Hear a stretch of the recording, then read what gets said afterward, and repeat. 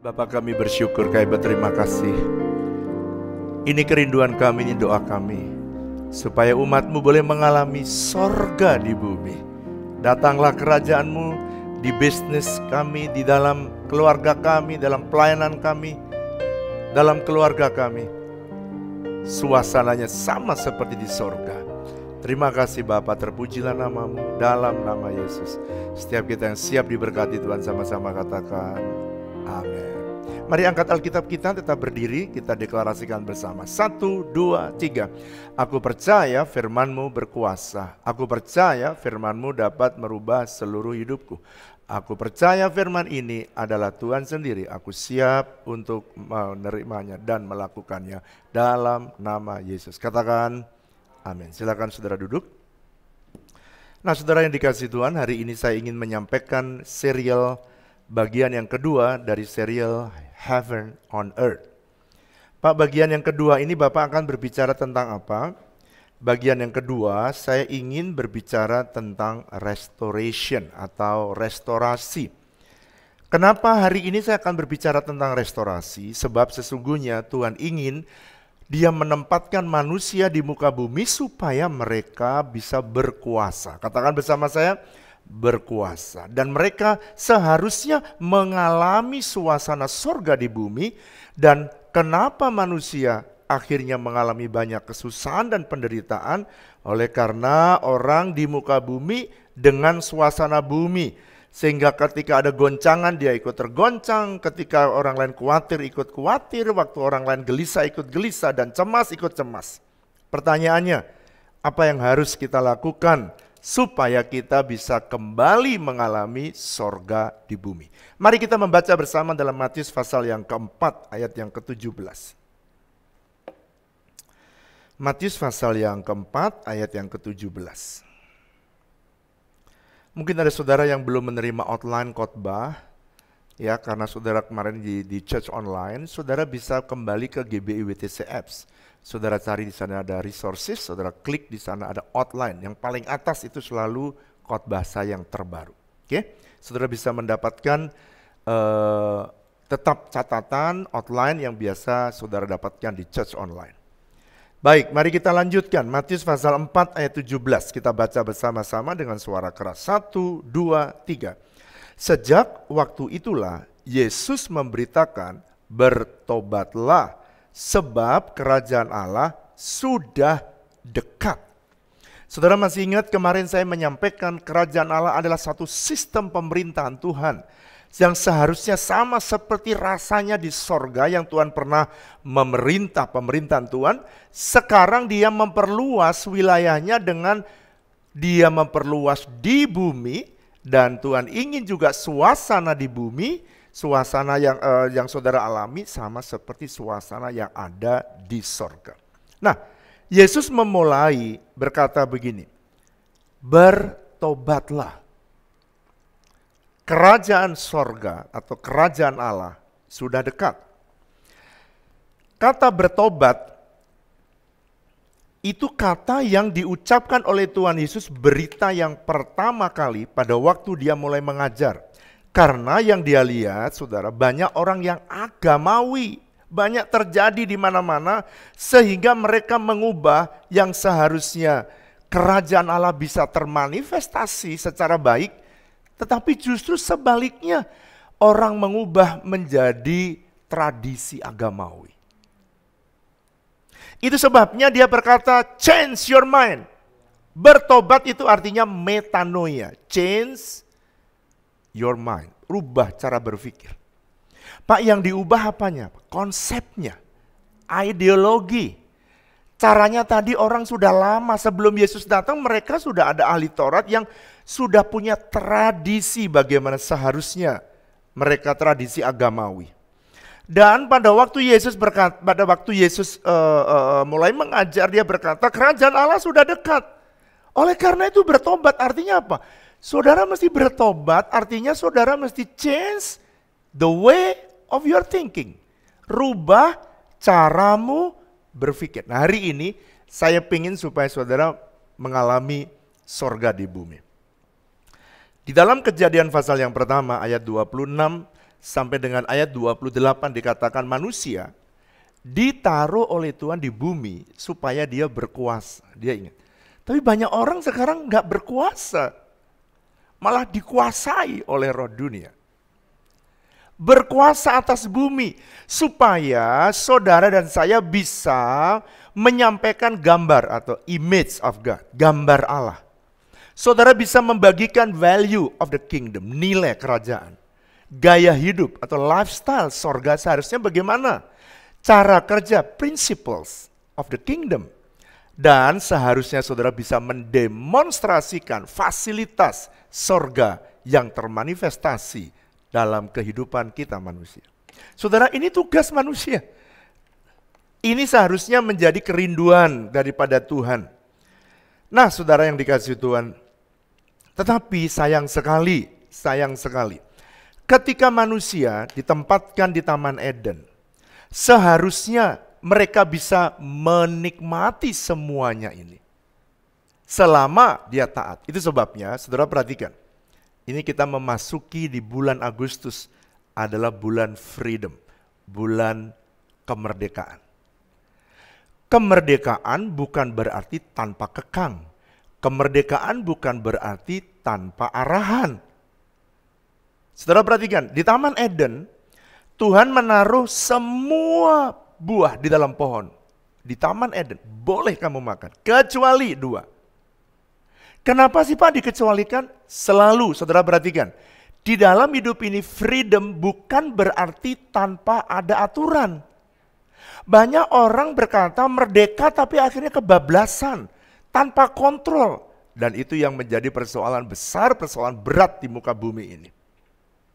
Tuhan berkata, kalau kamu bisa mentaati, jangan makan buah yang dari 2 pohon ini, maka kamu akan mengalami sorga di bumi. Di Taman Eden, kemarin saya katakan, secara roh, spiritually, dia bisa berhubungan dengan Tuhan. Dia mentally tidak ada stres. Dan sekarang banyak orang stres di muka bumi, saudara. Why? Kenapa? Karena mereka melanggar. Sayang sekali Adam menyatakan kebebasannya, perhatikan. Di dalam Taman Eden Tuhan memberikan arahan, prinsip-prinsip sorga. Dan Roh Kudus menuntun dia bagaimana seharusnya bergaul dengan Bapa. Bagaimana seharusnya mentaati. Tetapi dia tidak mentaati. Sayang sekali. Seharusnya spiritually dia menikmati yang terbagus. Mentally tidak ada stres. Kemudian financially dia selalu berkecukupan. Kemudian family, tidak pernah ada pertengkaran di dalam Taman Eden. Kapan mulai bertengkar, pembunuhan terjadi? Setelah keluar di Taman Eden. Yang terakhir, physically. Saudara bisa mengalami 5 hal ini di Taman Eden, tetapi tidak bisa mengalami karena apa? Sayang sekali, Adam menyatakan kebebasannya. Dia pengen independen. Saudara perhatikan ya, kata independen itu artinya dia ingin merdeka. Katakan bersama saya, merdeka. Tapi merdeka yang salah, artinya merdeka dia tidak mau dipimpin lagi oleh Roh Kudus. It's very dangerous. Perhatikan ini. Ini yang disebut dengan rebellion. Saudara, rebellion atau pemberontakan itu artinya merdeka yang tidak mau dipimpin, diarahkan oleh Tuhan. Ini merdeka yang kebablasan. Banyak orang yang tidak mengerti sebenarnya orang itu kalau dipimpin oleh Roh Kudus harusnya merdeka. Karena di mana ada kebenaran, disitulah justru kemerdekaan terjadi. Seharusnya semua orang bisa menikmati 5-5-nya di dalam Taman Eden, tapi kemudian mereka tidak bisa menikmati suasana sorga di bumi oleh karena rebellion. Sekarang perhatikan, lihat saya ke depan, saya jelaskan ini. Perhatikan pelan-pelan ya. Saudara, Tuhan sebenarnya sudah menyediakan seperti yang saya sampaikan pada sesi yang pertama. Tuhan menempatkan manusia di Taman Eden karena ini menjadi prototipe atau prototype daripada sorga di bumi. Saya sebut sorga di bumi tipe 1, di dalam Alkitab tidak ada ya. Tetapi saya menyebutnya sorga di bumi tipe 1. Saya sebuah supaya saudara bisa mengikuti saya. Tapi karena rebellion, karena pemberontakan, dosa manusia, itu sebabnya dia harus menerima konsekuensi. Dia masih ada di bumi, tetapi dia di luar Taman Eden. Dia di bumi tetapi mengalami suasana dunia. Itu sebabnya saudara, banyak orang tidak bisa lagi mengalami spiritually, tidak bisa dengar arahan Tuhan. Gak bisa ngerti apa yang Tuhan mau. Yang kedua, dia banyak stres, tekanan karena salah mengambil keputusan. Akhirnya secara physically dia juga sakit-sakitan karena apa? Dosa.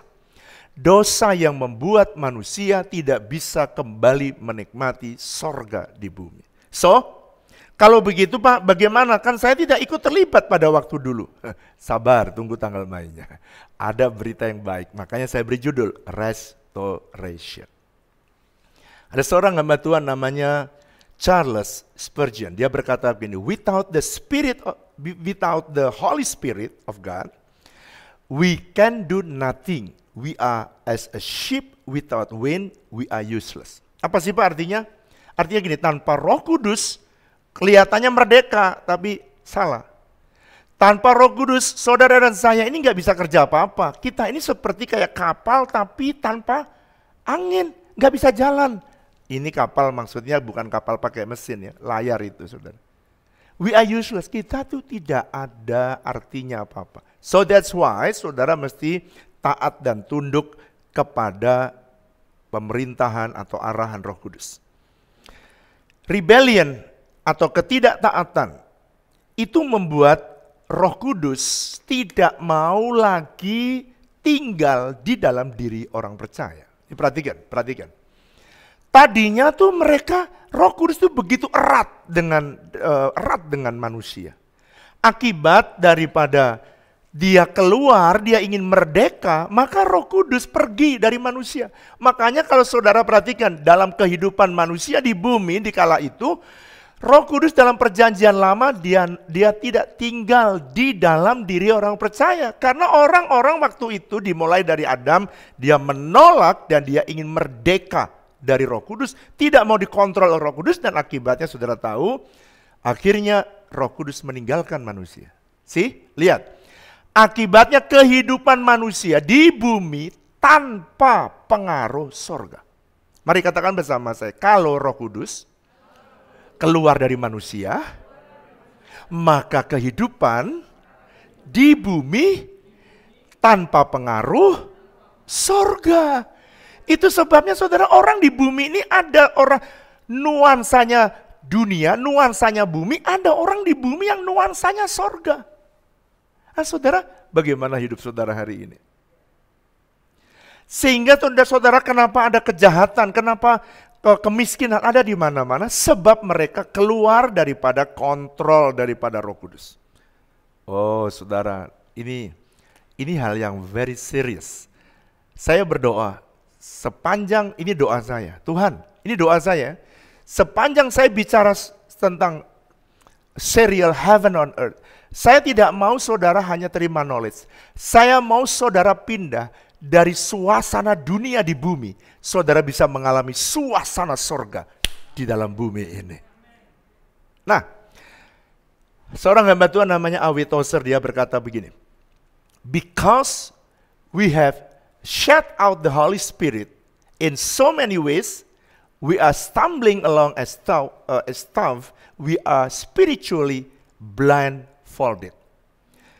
Saudara, ini ngeri banget. Karena kita ini banyak meninggalkan Roh Kudus di banyak jalan. Kita tidak memperhatikan arahan Roh Kudus sehingga kita menjadi orang yang blunder. Saudara tahu blunder, nggak ngerti apa yang harus dilakukan, sehingga secara roh kita itu buta. Seperti orang yang tertutup matanya. Kalau kita tertutup hidungnya sekarang dan mulutnya, kalau tanpa Roh Kudus itu orang itu nggak buta, tapi tertutup matanya.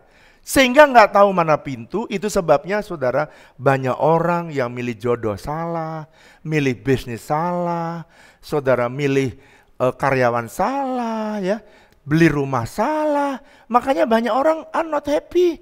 Kenapa saudara? Karena dia seperti tertutup matanya. Saya berdoa supaya tidak ada lagi jemaat yang matanya tertutup, tetapi matanya mulai terbuka.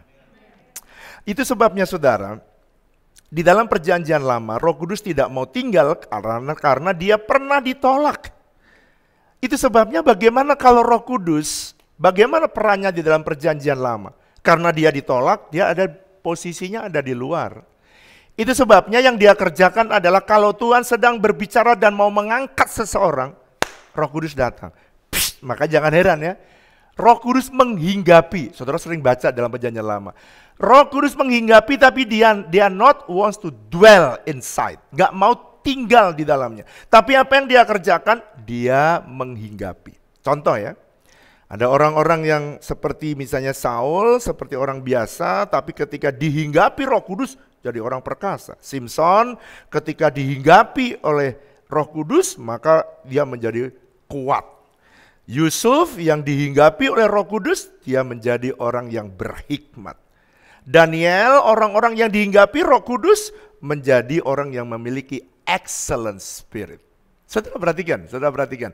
Jadi karya Roh Kudus di dalam diri orang percaya di dalam perjanjian lama hanya sekedar menghinggapi. Datang Simson pada waktu dia nggak taat, Roh Kudus pergi lagi meninggalkan dia. Pada waktu mau mati dia berteriak, Tuhan tolong lagi, datang lagi Roh Kudus. Nah saudara, kejadian ini cukup panjang. Tetapi puji Tuhan, ada seorang nabi yang namanya Nabi Yoel. Tiba-tiba Tuhan berbicara kepada dia. Roh Kudus datang kepada dia dan untuk menyampaikan sebuah nubuatan. Ini nubuatannya. Dia berkata bahwa nanti di hari-hari terakhir, Tuhan berkata, Yoel bernubuat bahwa nanti Roh Kudus akan dicurahkan kembali. Ini sebenarnya nubuatan untuk Pentakosta yang pertama.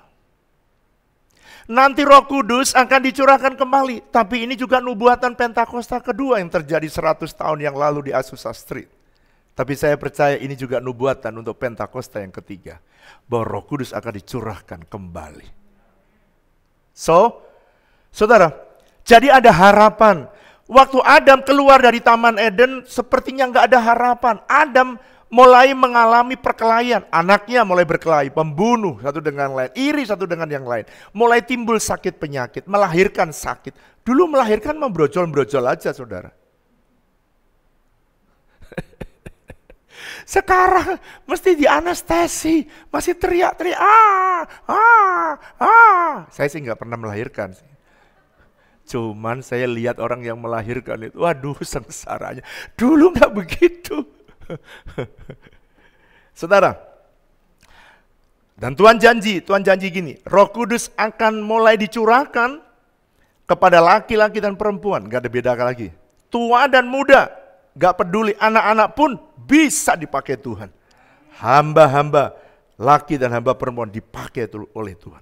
Wow, berarti dengan kata lain ada kabar gembira bahwa pada waktu itu, maka masyarakat pada waktu itu dia menerima sebuah nubuatan bahwa one day Roh Kudus akan bisa tinggal dan dicurahkan dan tinggal di antara kita kembali. Tapi kapan itu bisa terwujud? Saudara, ini tidak akan bisa terwujud kecuali ada pribadi yang membersihkan hidup manusia. Mari buka Roma pasal yang kelima. Roma pasal yang kelima. Ayat yang ke-8. Roma 5 ayat yang ke-8 dan 9 saya ingin baca. Mari kalau saudara sudah ketemu, mari baca bersama-sama dengan suara keras. 1, 2, 3. Akan tetapi Allah menunjukkan kasih-Nya kepada kita oleh karena Kristus telah mati untuk kita ketika kita masih berdosa. Lebih-lebih karena kita sekarang telah dibenarkan oleh darah-Nya, kita pasti akan apa saudara? Diselamatkan dari murka Allah.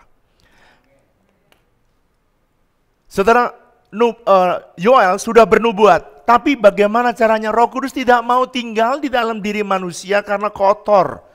Oleh karena itu dia tidak mau dalam perjanjian lama, dia tidak pernah tinggal kembali. Apa yang dilakukan? Maka Bapa mengirim Yesus dan Alkitab menulis Yesus datang untuk menebus dosa manusia yang memberontak, rebel terhadap Roh Kudus. Terhadap arahan Roh Kudus, supaya Roh Kudus bisa berkenan tinggal di dalam tubuh manusia.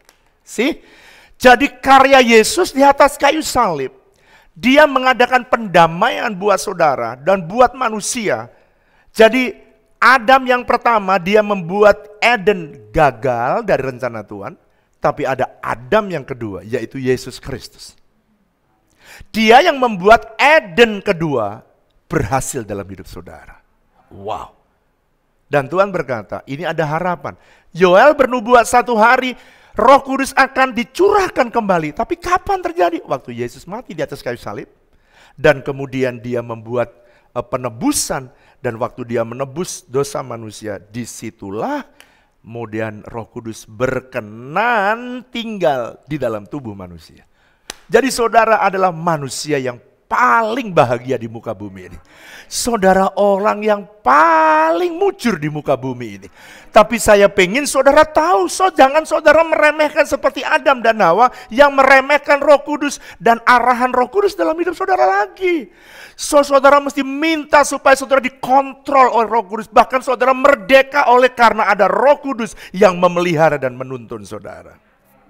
Saya berdoa supaya saudara bisa mengalami apa yang sorga sediakan dalam hidup kita.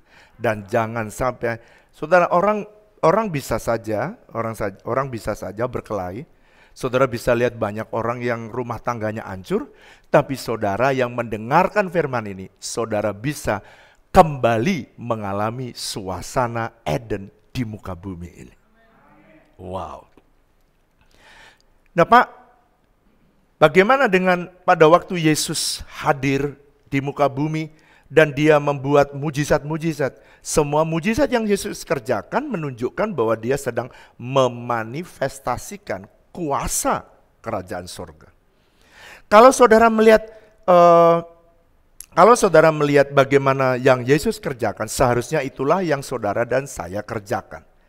Di dalam Lukas pasal 17 ayat 21, setelah manusia itu menerima Roh Kudus, maka benarlah yang Yesus katakan, kerajaan Allah bukan jauh lagi. Kerajaan Allah bukan ada di sana dan bukan ada di sini. Lukas pasal 17 ayat 21. Tetapi kerajaan Allah ada di antara kamu. Wow, artinya saudara itu memang dekat. Makanya penting sekali saudara, setiap jemaat, setiap orang yang mendengarkan hari ini. Mungkin ada saudara yang belum menerima Tuhan Yesus. Saya mau beritahu saudara, tanpa saudara menerima Tuhan Yesus, tidak mungkin Roh Kudus bisa tinggal di dalam hidupmu. So that's why saya undang saudara yang mungkin saudara ada simpatisan yang belum menerima Tuhan Yesus secara pribadi, undanglah Tuhan Yesus secara pribadi dalam hidupmu. Supaya apa saudara? Supaya saudara mengalami lagi hidup dipimpin oleh Roh Kudus seperti suasana ketika Adam ada di Taman Eden. Dia bisa berbicara kepada saudara, dia bisa mengarahkan saudara, dia bisa menuntun saudara sehingga hidupmu bisa berbahagia. Nah, saya ingin kita membaca satu kebenaran. Mari buka Matius pasal 3. Kitab Matius pasal yang ketiga. Matius pasal 5 ayat yang ketiga maksud saya. Tuhan Yesus mengajari sebuah pengajaran tentang bagaimana manusia bisa berbahagia di muka bumi. Tentunya nilai yang ditanamkan oleh Tuhan sangat berbeda. Ya, nilai yang ditanamkan Tuhan sangat berbeda dengan dunia letakkan. Karena bagaimana supaya saudara bisa menikmati surga, saudara mesti punya nilai surga. Sekarang ayat 3, mari saya baca. Kalau saudara sudah ketemu, mari saya baca bersama-sama. 1, 2, 3. Berbahagialah orang yang miskin di hadapan Allah, karena merekalah yang empunya kerajaan surga. Wah, Pak, bagaimana supaya saya bisa menikmati suasana surga? Bagaimana supaya saya bisa menikmati kerajaan surga kembali di muka bumi ini? Yesus bilang, berbahagialah orang yang miskin di hadapan Tuhan. Saudara, kalau Anda baca, Yesus bukannya Yesus anti orang kaya, bukan. Miskin di sini, kalau saudara baca bahasa terjemahan aslinya, terjemahan bahasa Inggris lebih jelas lagi, poor in the spirit. Orang yang miskin ya secara rohani. Orang yang begini, orang yang miskin itu orang yang selalu bergantung kepada orang lain karena nggak bisa hidup untuk dirinya. Miskin di hadapan Allah artinya orang yang begini, secara spirit, secara roh, saudara itu tidak bisa hidup tanpa Tuhan. Jadi saudara butuh Roh Kudus untuk memimpin saudara setiap hari. Dan itulah yang membuat saudara bisa hidupmu berbahagia di muka bumi. Matius pasal 5 ayat 3, kita nih kalau saya terjemahkan, kita nih butuh Roh Kudus. Untuk apa? Menguasai hidup kita lagi. Dan kalau kita sudah dikuasai oleh Roh Kudus, maka kita takluk kepada pemerintahan sorga. Hanya orang yang mentaati, takluk kepada pemerintahan sorga, orang itulah yang akan menikmati suasana sorga di bumi. Mari katakan bersama saya, kalau saya, orang keras, kalau saya takluk pemerintahan sorga di bumi ini, saya menikmati suasana sorga di muka bumi. Saya berdoa supaya saudara mengalami apa yang Tuhan inginkan. Dan Tuhan katakan, setiap hari saya selalu kalau saya sedikit saja tidak bergantung kepada Tuhan, saya itu khawatir. Jadi kalau saya khawatir, itu saya tahu aku harus spend waktu lebih banyak dalam hadirat Tuhan supaya saya kembali bergantung. Pokoknya kalau saya mulai cemas, itu tanda bahwa saya tidak bergantung sepenuhnya. Jangan-jangan cuma 90%, 10% saya pegang sendiri. Itu sebabnya kemarin saya lagi pacaran sama Ibu Flora. Ketika saya pacaran, saya dibelikan alpukat, saudara. Sambil minum alpukat, ya kan sekarang udah diberkati. Kalau dulu nasi goreng kan berdua, sekarang kan udah diberkati ya. Jadi tadi kemarin pacaran berdua, lalu kemudian sambil cerita saya bilang gini. Saya tahu dia cerita, lalu saya ganti juga cerita. Saya ini punya kerinduan. Untuk apa? Untuk saya ini harus memikul beban. Bagaimana supaya perintah Tuhan tidak ada yang miss sedikit pun. Oleh karena itu saya harus banyak spend waktu dengan Tuhan. Terus Ibu Flora berkata, ya udah memang kalau itu panggilanmu, ya sudah aku merelakan, aku sudah tahu dari dulu begitu hidup kamu. Saya agak lega, saudara. Waduh, saudara saya, kalau saudara mau saya jujur ya, gini caranya saya hidup. Kalau saya mulai khawatir sedikit saja saya melihat sesuatu, saya bilang istri saya ini sedang sering melihat kanan dan kiri saya jadi khawatir. Ini artinya saya seperti Petrus lagi ada berjalan di atas air, berjalan sesuatu yang tidak mungkin. Saya berjalan sesuai dengan kuasa sorga, tapi tiba-tiba saya lihat yang lain kok tenggelam. Jadi kalau saudara melihat orang lain tidak seperti saudara, saudara bisa berjalan dengan normal, tapi orang lain pada jatuh. Saudara jangan melihat itu, saudara pandang tetap Yesus. Kalau saudara lihat Yesus, saudara tetap bisa berjalan di atas air. Itu artinya saudara hidup walaupun di bumi, tapi saudara hidup dengan suasana sorga, kuasa sorga, fasilitas sorga, kenikmatan sorga, kebahagiaan sorga. Itulah yang sebenarnya Tuhan inginkan. Tapi bagaimana itu bisa terjadi kalau saudara mengizinkan Roh Kudus menguasai hidup saudara sepenuhnya? Biarkan saudara kembali seperti saudara ada di Taman Eden. Kalau saudara ngerti ini, wow. Jadi saya bilang sama istri saya di masa pacaran, seperti dulu pacaran, memikirkan besok kita kawin kapan. Kita besok tinggal di mana. Kemarin saya berbicara, bolehkah saya spend waktu banyak dengan Tuhan? Bolehkah saya naik di atas gunung dan berdoa lebih banyak? Dan istri saya berkata, ya sudah, tapi sekali-sekali pacaran sama aku ya, jangan lupa ya. Jangan khawatir, saya bilang. Ada seorang hamba Tuhan namanya Awi Tozer, dia berkata begini. When we have the Holy Spirit, we have all that is needed to be all that God desire us to be. Kalau saudara itu punya Roh Kudus, saudara itu punya segala sesuatu yang saudara perlukan untuk apa saudara jadi, semua telah disediakan oleh Tuhan.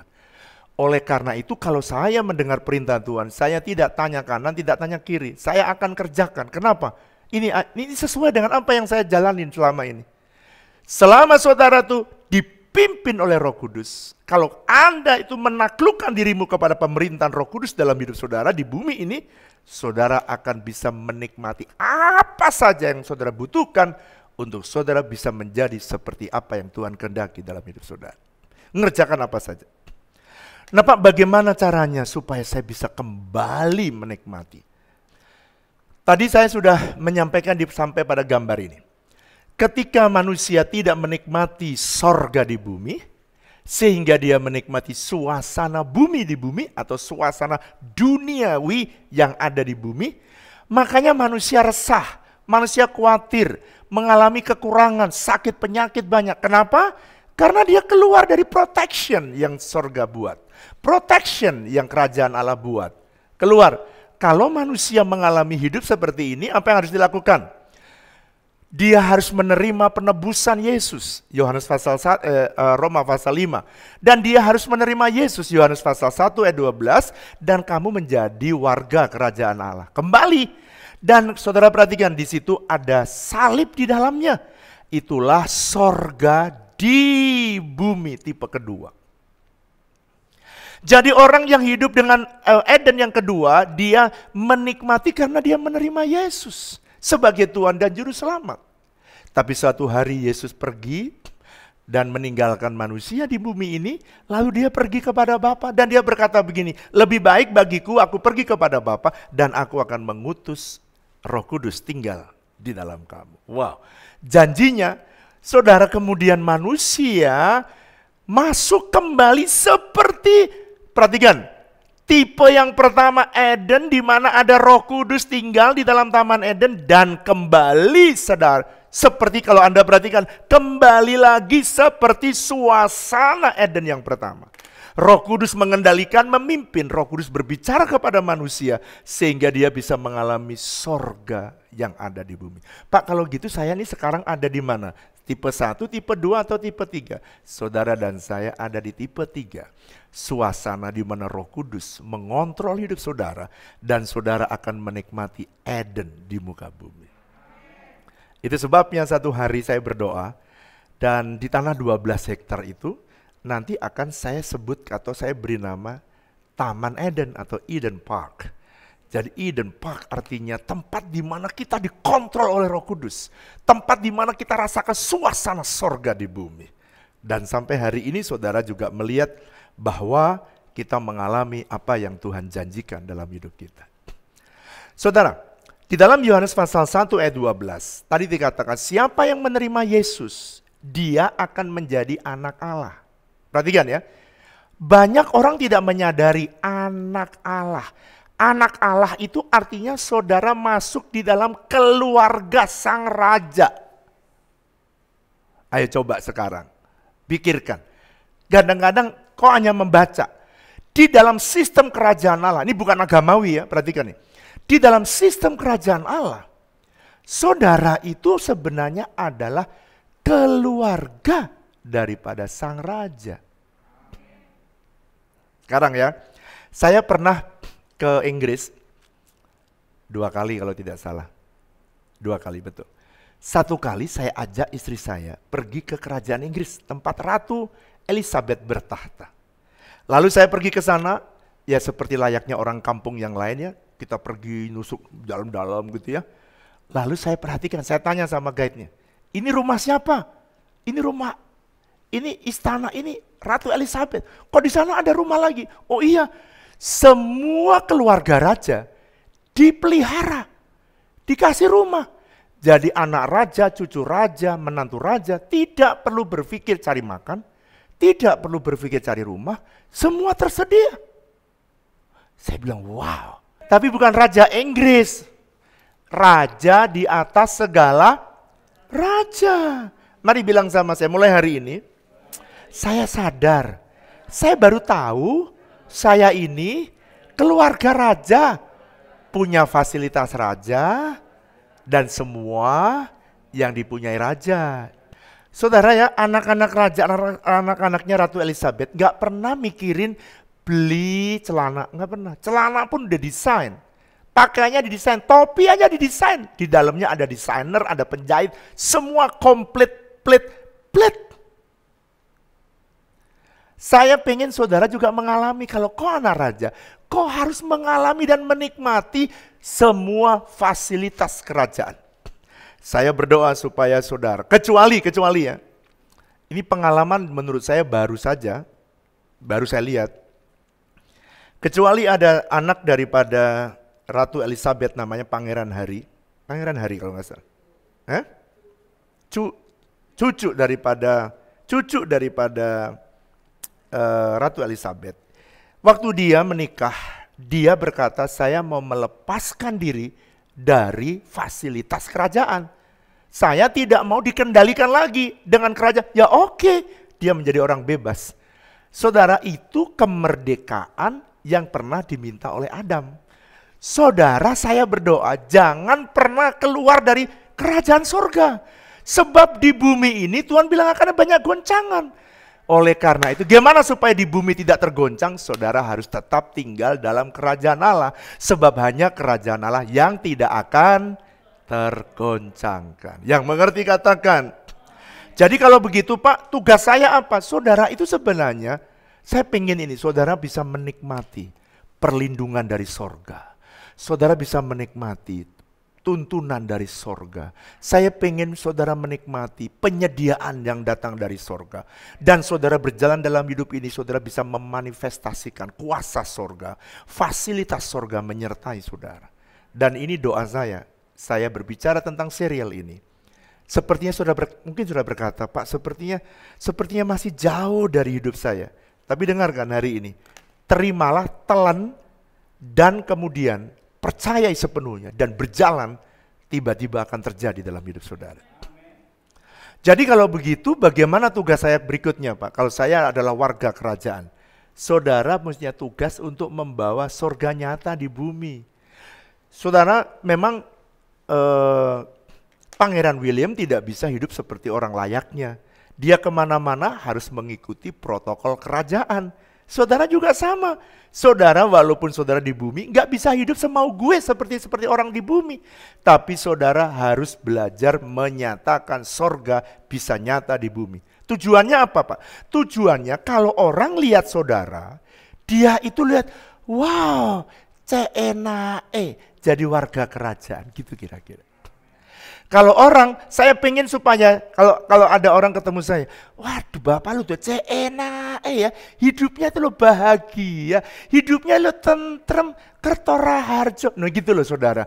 Saya berdoa supaya kalau orang ketemu saudara itu langsung, aduh Pak, saya pengen jadi kayak Bapak. Itu adalah goal daripada kenapa Tuhan membawa saudara masuk di dalam keluarga kerajaan. Supaya saudara bisa memanifestasikan surga nyata di muka bumi. Dan endingnya ini, dia ingin dalam Yohanes pasal 3 ayat 16 memperlihatkan bagaimana sang raja itu ingin semua orang. Katakan bersama saya, semua orang dia ingin supaya menjadi warga kerajaannya. Dia ingin semua orang menjadi warga kerajaannya. Dan dijamin dengan fasilitas surga. Tapi kenyataannya enggak semua orang mau. Tapi hari ini saya ingin menyampaikan dengan cepat bagian yang terakhir. Pak, bagaimana hal itu bisa terjadi? Bagaimana supaya saya bisa memanifestasikan surga di bumi dan banyak orang bisa menjadi warga kerajaan surga. Atau orang bisa menerima Yesus dan kemudian kembali menikmati surga di bumi. Nomor 1, saudara dan saya harus membawa gambar Allah. Atau saudara dan saya mesti membawa image of God, gambarnya Tuhan. Gambar apa yang banyak sekali. Tapi salah satunya yang paling penting adalah Allah itu adalah kasih. Kalau Allah kita itu kasih, artinya saudara dan saya di muka bumi harus menyatakan kasih kepada dunia ini. Kalau saudara menyatakan kasih, itu bukan tugas saudara lagi. Selanjutnya, kalau saudara sudah menyaksikan Kristus, saudara sudah memanifestasikan kasih Kristus. Maka tugasnya Tuhan membawa orang, siapa yang mau diselamatkan. Tidak ada seorang pun yang tahu siapa yang akan selamat. Hanya Tuhan yang tahu. Kita saudara bisa saksikan video yang satu ini. Shalom, nama saya Nanu Siti Mas Muda. Biasa kalau orang dari Muslim masih ada kata-kata nama Siti, itu dari Muslim. Saya pertama kali masuk di agama Kristen, yaitu mengenal Tuhan Yesus Kristus. Pada saat saya muda, itu saya tinggal di lingkungan orang Kristen. Kemudian saya melihat mereka itu begitu damai sejahtera, begitu sukacita. Saya rindu akan damai sejahtera. Saya rindu akan kasih yang luar biasa daripada Tuhan. Beberapa saat kemudian saya memberanikan diri untuk datang ke gereja. Setelah saya mengalami kasih Tuhan yang luar biasa, saya masuk di dalam suatu gereja dan saya di situ dipulihkan luar biasa. Dari mulai saya yang suka marah-marahnya mulai reda, yang suka saya sakit hatinya saya hilang. Dulu saya tuh Muslim dari suku Betawi. Saya dididik sama orang tua saya secara Muslim. Peraturan agama saya diajarkan sholat 5 waktu, puasa, sunah-sunah Rasul, karena bapak saya seorang kiai dan guru besar.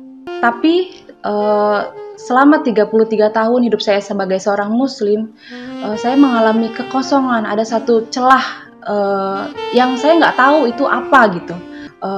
Lalu saya dikenalkan sama seorang pasien, yaitu yang sekarang menjadi suami saya, Pak Kris. Sampai satu hari saya tuh mau pergi umroh ya. Udah sampai hari hanya tiba, saya mau pergi umroh. Bapak antar saya ke bandara. Terus saya nanya lagi dong, kamu benar nggak mau ikut agama saya? Nah, tidak. Karena saya terlalu cinta Yesus. Itu Bapak Ibu. Pak Kris bilang, kamu berdoa di Mekah, kamu cari kebenaran di sana. Saya tidak mungkin ikut agama kamu karena saya terlalu cinta Yesus. Mungkin Pak Kris ngomong biasa aja saat itu, tapi saat dia bicara itu nancep di hati saya gitu, tertanam gitu. Terus bertanya-tanya dalam hati saya, siapa itu Yesus? Siapa itu yang dia ucapkan gitu loh? Terus apa yang saya dengarkan itu gitu? Saya pulang, saya nggak ngomong langsung, saya nggak ngomong ke siapapun, tapi saya cari sendiri. Saya benar-benar dituntun. Mungkin saat itu Roh Kudus yang menuntun saya. Saya nggak ngerti itu Roh Kudus, tapi saya hanya mengikuti aja apa kata hati saya gitu. Saya tuh orangnya ngotot, Bapak Ibu. Ini kita masih berteman nih. Ajak aku dong ke gereja. Terus kamu bilang apa? Saya dibilang gila kamu gitu. Ya, kamu bilang aku gila ya? Betul. Gila kenapa? Karena saya anak guru besar, Bapak Ibu. Gereja yang pertama kali kita datengin itu ya GBI WTC. Bener-bener saya datang nginjak pertama kali ke gereja itu ya GBI WTC yang di Serpong. Lama-kelamaan saya mengalami sukacita sendiri gitu loh. Mengalami kedamaian sendiri. Dan sampai satu hari itu saya dengar Pak Wiryo bilang, kalau kamu ingin mendapatkan keluarga baru, kalau kamu ingin mendapatkan saudara-saudara baru, kamu harus tertanam di gereja, kamu harus ikut carousel pada saat itu. Aku nekat minta dibaptis karena sudah merasa mantap gitu ya, sudah merasa mantap. Aku minta dibaptis, dia juga nggak ngasih. Saya nyari sendiri, dia nggak bantuin saya. Sama sekali dia nggak bantuin saya, nyari sendiri. Bener-bener saya nggak usah sebutin, ke gereja ini saya ditolak, ke gereja ini tolak. Cuma di GBI WTC saya diterima dan saya dibaptis. Itu tanggal 27 September 2014. Jadi saya pun berharap bukan hanya istri saya yang terpanggil untuk mengikuti Kristus, tetapi banyak orang di luar sana yang bisa diselamatkan. Kami telah menemukan itu di dalam Yesus Kristus. Terima kasih. Tuhan Yesus memberkati. Yang kedua, bagaimana caranya supaya saya bisa membawa banyak orang bisa juga menikmati fasilitas kerajaan? Bagaimana supaya orang bisa masuk dalam kerajaannya? Yang kedua, saudara mesti membawa kerinduan Tuhan ya. Kerinduannya Tuhan kenapa? Supaya banyak orang yang mengalami kasih Allah dan diselamatkan. Seperti tadi yang video yang saudara lihat. Oleh karena dia melihat orang Kristen yang penuh kasih, penuh sukacita, dia bisa percaya kepada Tuhan. Sekarang yang kedua, Pak, bagaimana caranya supaya saya bisa membawa banyak orang datang kepada Tuhan Yesus, lebih banyak, saudara mesti belajar memanifestasikan dengan cara membawa nilai kerajaan Allah di tengah dunia ini. Pak, nilai-nilai kerajaan Allah apa yang harus saya manifestasikan? Nomor satu, saudara, di bumi ini langka orang punya integritas. Saudara hidup dengan integritas, hidup dengan kejujuran. Bisnismen yang jujur akan dilihat dan mereka pengen hidup seperti saudara.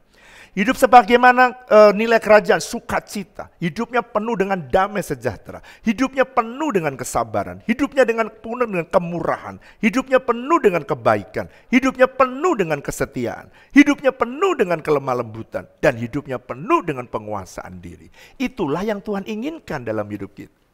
Satu hari saudara, saya punya tetangga. Ya, dia punya tetangga. Lalu tetangga saya ini sering berantem, saudara. Waktu dia berantem, lalu kemudian satu hari dia minum bir atau nggak tahu minum bir atau minuman keras. Tapi ketika dia lewat rumah saya, orang ini tiba-tiba dia berkata, ini rumah kok penuh damai. Dia berhenti di depan rumah saya, padahal dia tiap-tiap hari ngelewatin rumah saya. Kali itu dia melihat kenapa rumahnya damai, lalu kemudian dia minta supaya, karena dia lagi sengsara ya, dia otek-otek gitu pagar, kemudian ada pembantu saya keluar, Pak ada orang Pak. Lalu pembantu saya ini ketakutan karena matanya merah, saudara. Habis minum minuman keras matanya merah, dia pikir itu pencuri. Lalu saya tanya siapa? Pak nggak takut Pak, matanya merah. Begitu saya lihat ternyata tetangga saya, badannya besar, ternyata dia petinju saudara dulunya. Lalu kemudian dia datang dan saya tanya, kenapa kok malam-malam datang ke rumah saya? Dia bilang ini, saya ini lagi susah Pak, kenapa? Masa saya mau diceraikan istri saya Pak? Ini zaman akhir saudara. Suami takut diceraikan oleh istrinya saudara. Waktu dia lihat itu saudara tahu, dia masuk ya. Lalu kemudian saya datang, saya konseling sebentar. Lalu kemudian, Pak boleh nggak aku tidur di sini? Oh boleh, kenapa? Ini penuh damai Pak.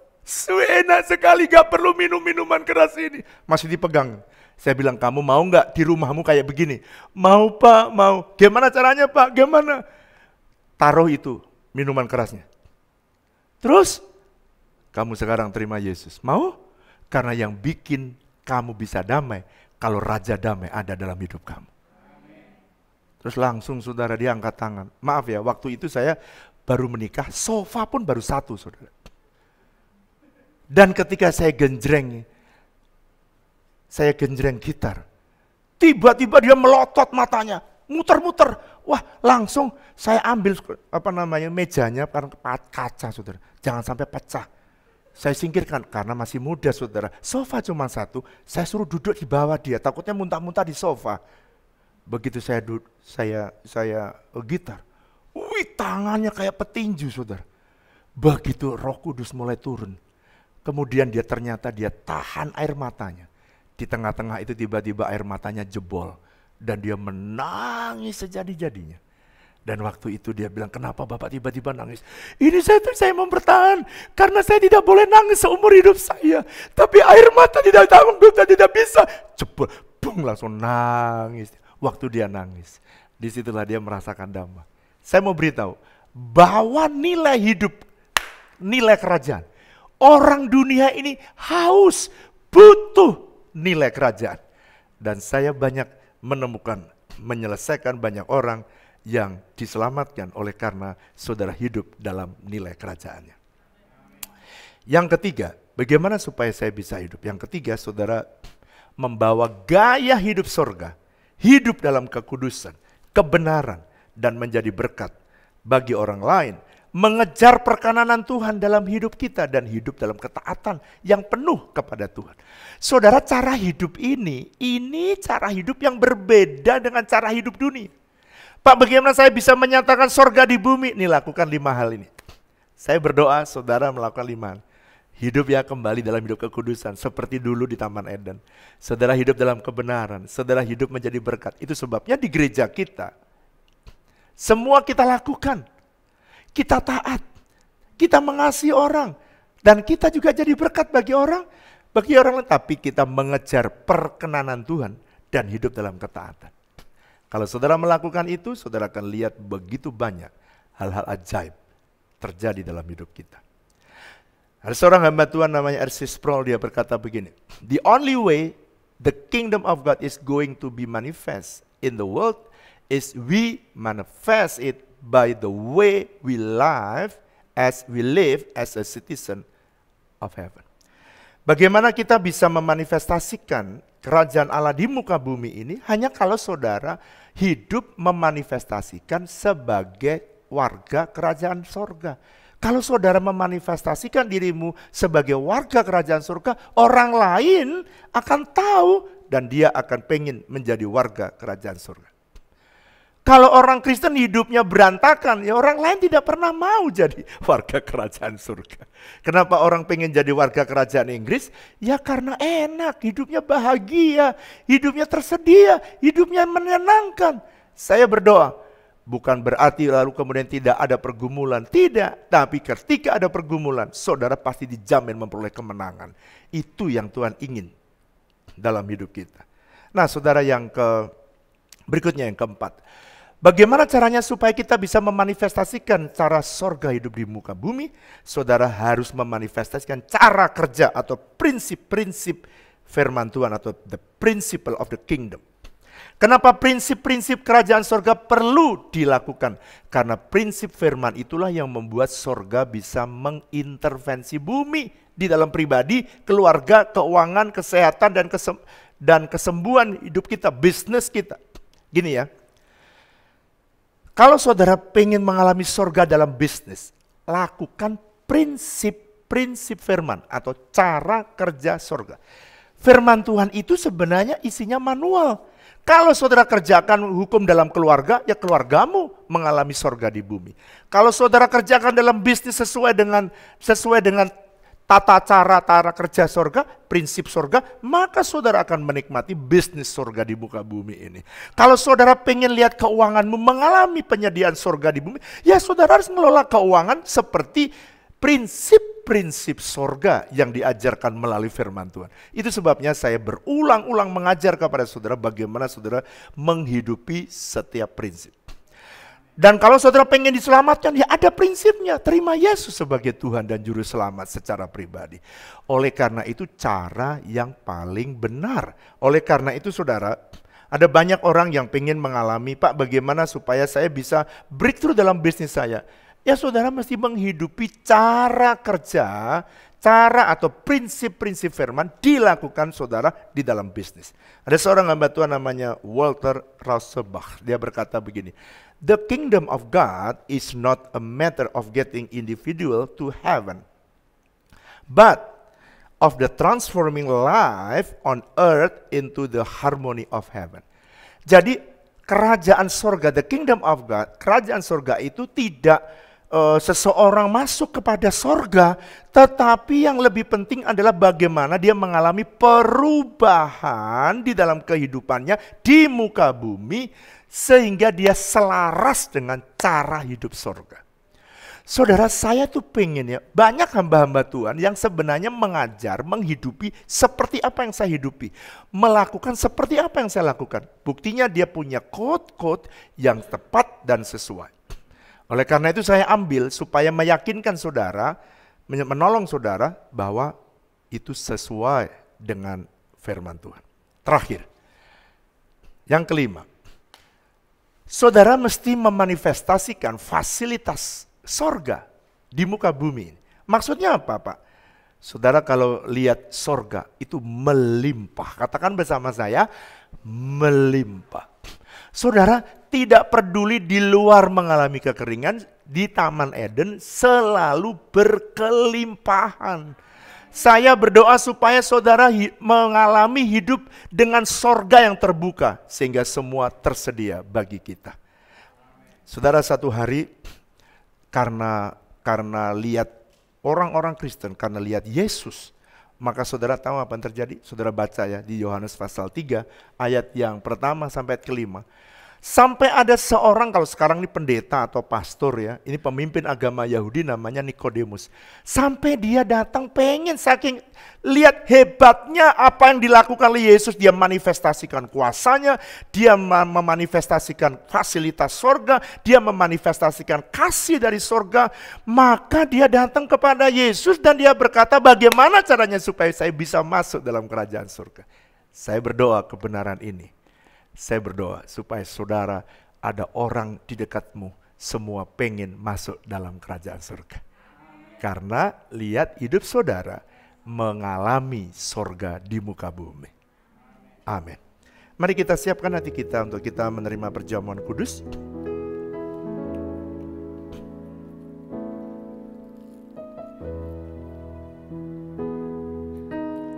Siapkan hatimu saudara. Mari kita bangkit berdiri bersama-sama. Yesus, Yesus, Yesus, ku panggil namamu. Kasih-Nya melimpah di hidupku. Mengalir deras urapan dan kuasa-Mu. Nyata dalam hidupku. Mari angkat roti di tangan kananmu tinggi-tinggi. Jangan melihat roti yang ada di tanganmu sebagaimana roti yang ada, tapi itu adalah tubuh Kristus. Dia sudah mati bagimu. Semua kesalahan, semua dosamu telah ditebus dengan dia menyerahkan nyawanya kepadamu, bagimu.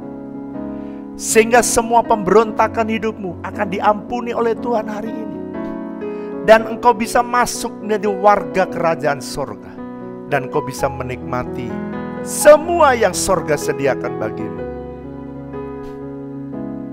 Kekasih-kekasih Kristus, bukankah roti yang kita pecah-pecahkan ini adalah persekutuan kita dengan tubuh Kristus? Mari makan saudara.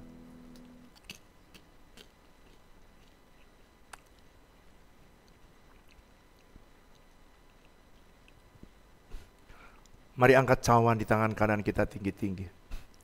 Saudara, Tuhan Yesus bukan hanya memberikan tubuhnya, tapi dia memberikan darahnya. Anggur di tangan saudara adalah lambang daripada darah Kristus. Menyucikan dosamu, menyucikan semua dosa kita, dan menyembuhkan semua penyakit kita. Dan oleh darahnya kita diampuni. Kekasih-kekasih Kristus, bukankah cawan pengucapan syukur yang atasnya kita ucapkan syukur ini adalah persekutuan kita dengan darah Yesus? Mari saudara minum dalam nama Yesus.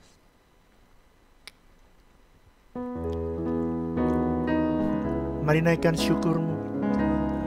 Terima kasih Tuhan. Terima kasih. Oh. Syandarala barala barala barala barala barala. Shidiara lama shandara lama ralabu. Shididiana lama yase. Oh. Mari angkat dua tanganmu. Angkat dua tangan. Terima pengurapan, terima pengurapan. Tuhan bawa semua anak-anak-Mu masuk kembali dalam kerajaan-Mu. Oh. Shalala barala barala barala barala. Shalabarala barala barala. Oh, anak-anak-Mu yang pernah keluar hari ini, mereka keputusan untuk masuk kembali. Oh, shidi diarala basyandarala barala barala barala barala. Shidi di di di di di di di di di di di di di di di di di. Saya mau berdoa, mungkin ada di antaramu yang baru pertama kali. Mungkin kau belum pernah mengundang Tuhan Yesus secara pribadi dalam hidupmu. Kau belum pernah mengalami suasana sorga. Kau tidak pernah mengalami kedamaian, kebahagiaan yang sorga sediakan. Kali itu saudara angkat tanganmu tinggi-tinggi. Sambil angkat tanganmu tirukan doa saya. Tuhan Yesus, ampuni semua dosa saya. Aku undang Engkau Tuhan, masuk dalam hatiku, menjadi Tuhan dan Rajaku. Jadikan aku anakmu, tinggal dalam kerajaan-Mu, menikmati suasana sorga di muka bumi ini. Dan namaku tercatat untuk selama-lamanya dalam kitab kehidupan, dalam nama Yesus. Haleluya. Ibu Flora akan berdoa buat saudara semua.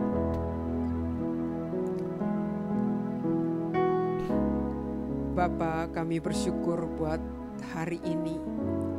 Engkau mengingatkan kami bahwa Engkau ingin membawa kami masuk tinggal di dalam kerajaan surga. Bapa, terima kasih. Hari ini kami mau berdoa, Tuhan.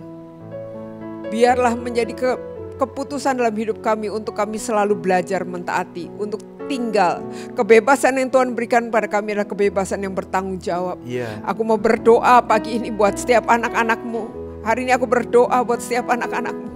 Aku berdoa mereka yang sedang terbaring sakit, yang sedang mengalami pemulihan daripada operasi. Aku berdoa biar Tuhan menjamah dan menyembuhkan. Kami percaya sorga menyediakan kesembuhan yang terbaik buat setiap rumah tangga demi rumah tangga.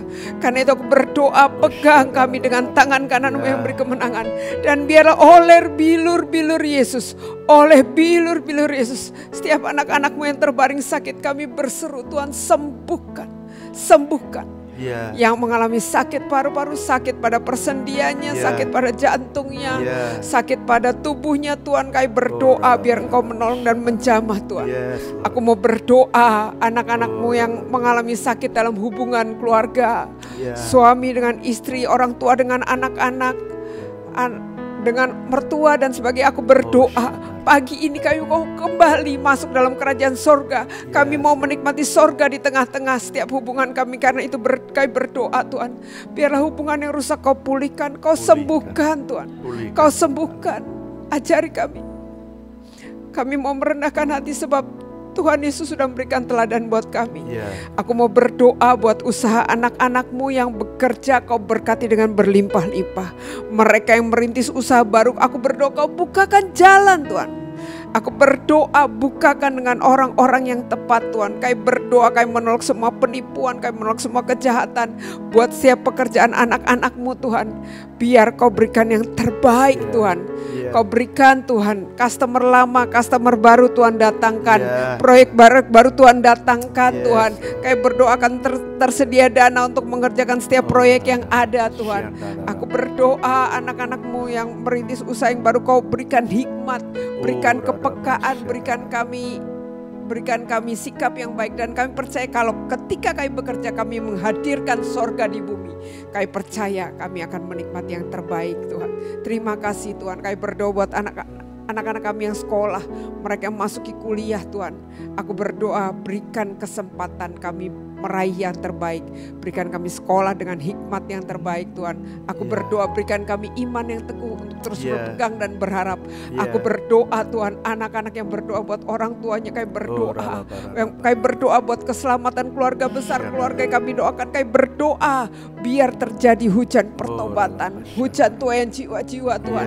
Aku percaya ketika kami rindu banyak orang diselamatkan, kami akan lihat banyak orang datang berduyun-duyun kepadamu, Tuhan.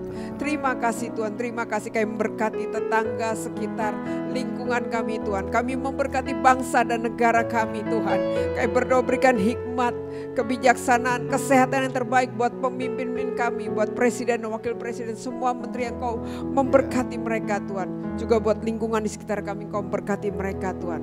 Kami berdoa biar Indonesia dalam genggaman tangan-Mu dan terjadi hujan lawatan atas Indonesia, Tuhan. Terima kasih, Tuhan. Terpujilah nama-Mu. Dalam nama Yesus kami berdoa.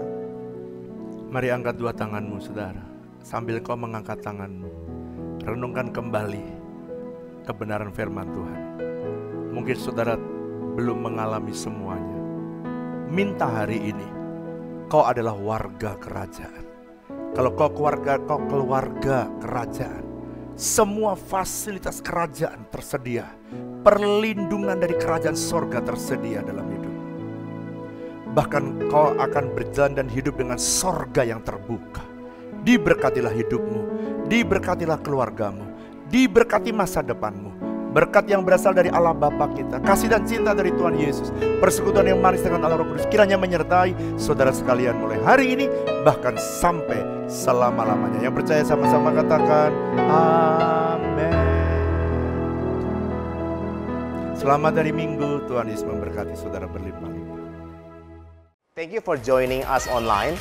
Kami berdoa firman Tuhan yang baru saja saudara dengar menjadi kekuatan dan pengharapan dan inspirasi bagi saudara sekalian dan keluarga. Saya dan seluruh tim dari GBWTC menyambut saudara yang baru datang dalam WTC online service. Saya dan seluruh tim dari GBWTC ingin menyambut saudara yang baru bergabung dalam online service di GBWTC. Welcome. Kami sangat senang dengan kehadiran saudara. Dan kami rindu mengenal saudara dan menjadi partner saudara dalam perjalanan saudara di dalam Kristus. Please contact us melalui sosial media kami atau klik link di kontak deskripsi. Dengan senang hati kami akan melayani saudara. Welcome to our family. Kami juga rindu mendengar bagaimana Tuhan bekerja dalam hidup saudara. Dan saudara dapat mengirimkan cerita saudara melalui email gbwtcserpong.church@gmail.com. Saudara bisa mengakses kebutuhan Sunday Service, baik umum, kids, dan next gen, di YouTube channel GBWTC. May His favor be upon us. Have a blessed week, and God bless you.